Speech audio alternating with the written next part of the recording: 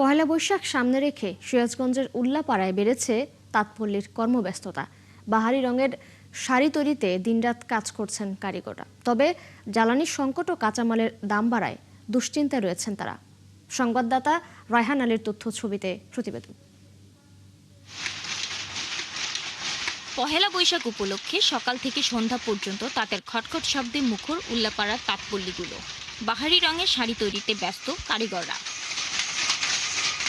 বছরে এই সময়ে বাড়ে বাহারি রঙের শাড়ির চাহিদা, তাই কারখানাগুলোতে চলছে লাল, সাদা, হলুদ ও বেগুনি রঙের শাড়ি তৈরির কাজ।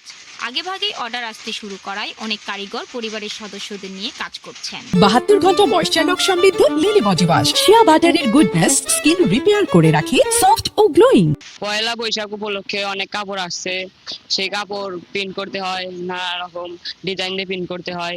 একটু বেশি চাপের মধ্যে দিয়ে যাইতেছি, কিন্তু কাপড়ের দাম খুব একটা বাড়তেছে না, কিন্তু সুতার দাম অনেক বেড়ে গেছে। তো শাড়ির দাম কম, রঙের দাম বেশি, সুতার দাম বেশি। সেই জন্য আমাদের যদি সরকার আমাদের দিকে নজর দিত আমাদের অনেক ভালো হতো। এই মৌসুমে ভালো বিক্রির জন্য ছোটাছুটি করছেন তাঁত ব্যবসায়ীরা। সারা বছরের ক্ষতি কিছুটা পুষিয়ে নেয়ার আশা করছেন তারা। অতিরিক্ত চাহিদা, ঠিক এই কাপড়ের মূল্য আমরা পাচ্ছি না।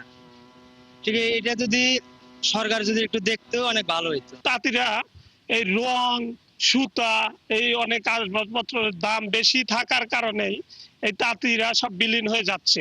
আমাদের পূর্বপুরুষের ব্যবসা আমরা করতেছি, কিন্তু আমাদের এই পয়লা বৈশাখ হিসেবে আমাদের কাপড়ের কোনো ন্যায্য মূল্য পাইতেছি না আমরা। উপজেলা তাঁতি সমিতি জানায়, জ্বালানি সংকটের কারণে উৎপাদন ব্যাহত হচ্ছে, যে কারণে চাহিদা থাকলেও ঠিকমতো সরবরাহ করা সম্ভব হচ্ছে না।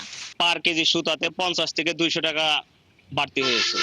আমাদের কস্ট বেশি পড়তেছে, সেই তুলনায় বাজারে বিক্রি নাই, যার কারণে এবছর আমরা তাঁতিরা সবাই প্রচুর ক্ষতির সম্মুখীন হচ্ছি। ঐতিহ্যবাহী এই শিল্পটিকে রাখতে সরকারিভাবে সহায়তা এবং কাঁচামালের দাম নিয়ন্ত্রণে আনার কথা জানিয়েছেন তারা।